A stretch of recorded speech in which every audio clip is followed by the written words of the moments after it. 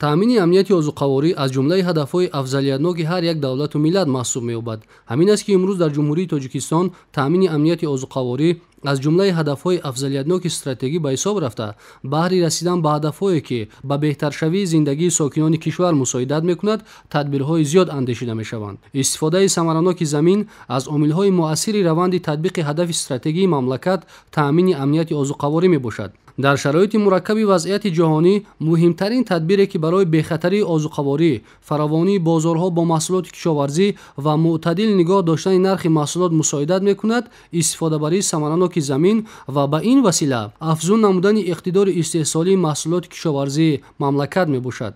барои ин кишоварзони мамлакатро зарур меояд ки аз як қитъаи замин дар як сол 3-4 ҳосил ҷамъоварӣ намоянд ва дар баробари ворид намудан ба бозорҳои ҷумҳурӣ барои 2 сол захира кунанд. сокинони ноҳияи Рашт бо истифода аз обу иқлими мувофиқи ноҳия бо дарки масъулият нисбат ба қабулу амалигардии барномаву стратегияҳои давлатӣ ҳар порча замини дар ихтиёр доштаро самаранок истифода мебаранд. бо шукргузорӣ аз сулҳу ваҳдати миллӣ ва осоиштагии давлати азизамон имрӯз сокинони ноҳия барои рушду тараққии тамоми соҳаҳои кишоварзӣ ва умуман соҳаҳои иҷтимоӣ ва иқтисодии ноҳия камари ҳиммат баста истоданд ва ноҳияи Рашт яке аз ноҳияҳои кӯҳистони ҷумҳурии Тоҷикистон ба ҳисоб меравад ки аҳолии он, сокинони он бештар ба кишоварзӣ шуғл доранд. имрӯз дар ҳамаи бахшҳои кишоварзӣ зиёда аз 3414 гектар кишти картошка гузаронда мешавад тибқи накша. аз ин 1570 гектарашро бахсус дар бахши кишоварзӣ кишт менамоянд.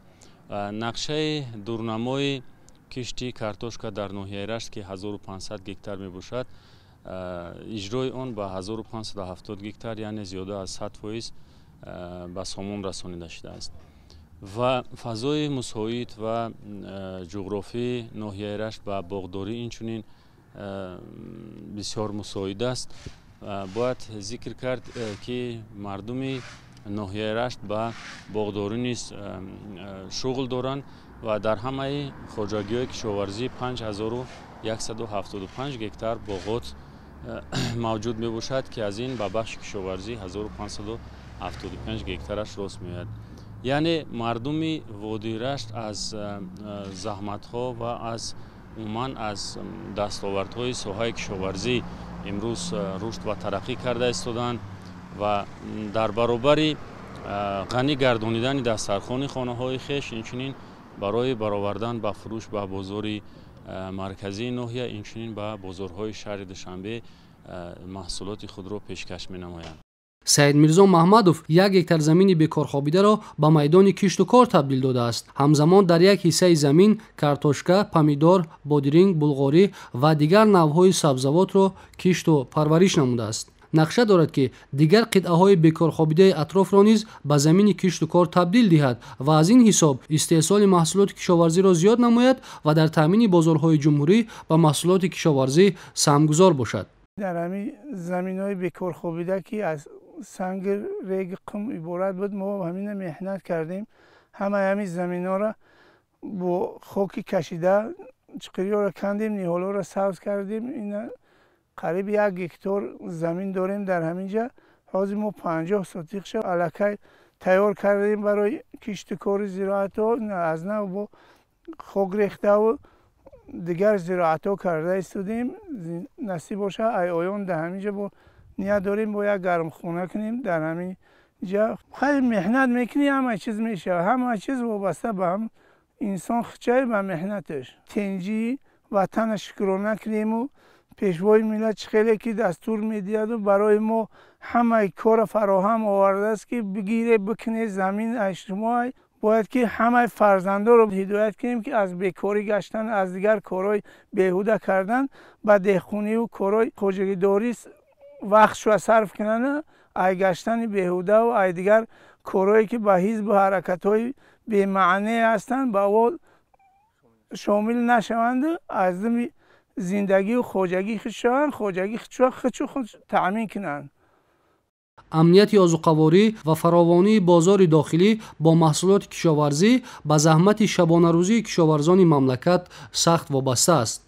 در خواجگی دهخانه شمس‌الدین برهانوف نیز در میدان زیاده از 1 هکتار زمین ساحه باغداری برآمده شده است. او در این باغ زیاده از 400 درخت سبزانیده است، از جمله 10 نمود سیب، 3 نمود ناک و دیگر نوع‌های درختان بارآور.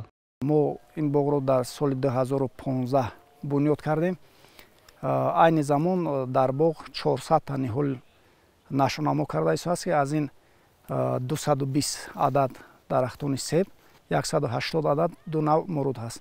10 نمود سیب پرورش کرده است. اینجا سال یکم است که الکی درختها به بار اومدن. همچنین چخیلی که میبینید بین قطارهای بین درختان سیب رو ما برای کشتی زراعت ها از جمله امسال کشتی کارتوشکا گذراندیم، کشتی گندم گذراندیم. در آینده نیت داریم که بیشتر در این سمت کوشش کنیم، چون که باد و هوای همین موضع برای پرورش میوه به خصوص سیب بسیار مساعد است.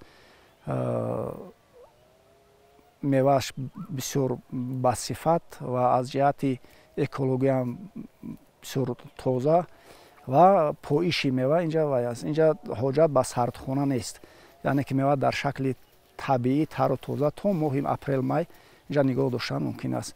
برای آینده رشد دادن سمت باغداری بسیار امکانیت های خوب هستند. کوشش میکنیم که در تامین امنیت اوزوقواری سرمایه‌گذار باشیم، باغ پروری و پرورش کارتوشکا و دیگر سبزیجات ها رو رشد نماییم. حکومت مملکت تمام ذخیره و امکانیت‌ها را برای رسیدن به تامین امنیت اوزوقواری سفربر می‌نماید. نباید فراموش ساخت که در بیشتر حالت‌ها تامین بخطری اوزوقواری جمهوری از ثمراناکی و استواری رشد کشاورزی وابستگی دارد، زیرا ساحه مذکور بخش پیشبرنده اقتصادیات تاجیکستان به شمار رفته فایز معین مجموع محصولات داخلی را تامین می‌نماید. در دوران استقلالیت بسیار در این مسئله بسیار بهبودی شد. زمین صاحب خود را یافت. پیشتر همین زمان‌ها زمین‌هایی بودند که حاصلناکی‌شان نه چندان بلند بود. زمین‌ها اینجا ریگ زمین است، اونقدر حاصلناکی دیگر زراعت‌ها کم نبود و خوشبختانه از دورانی که زمین همچون خواجگی‌های انفرادی دهقانی تقسیم کرده شد، فکر می‌کنم که خیلی بهبودی شد، چون که زمین صاحب اصلی خود را یافت و امروز دهقان می‌داند که من باید که ثمراناک زمین را استفاده برم، هر یک وجب را استفاده. این به منفعت خود ما است. ما زندگی را از همین حساب برده ایستادیم. فکر میکنم که در آینده همین سمت بسیار منفعت های خوب میآورد. غیر از این در نزد حولی باغ داریم. قریب که همه نماد سبزیجات ها رو کشت میکنیم. کارتوشکا، سبزی، لوبیا گیاه، کدو، دیگر محصولات های کشاورزی، گندم، میوه.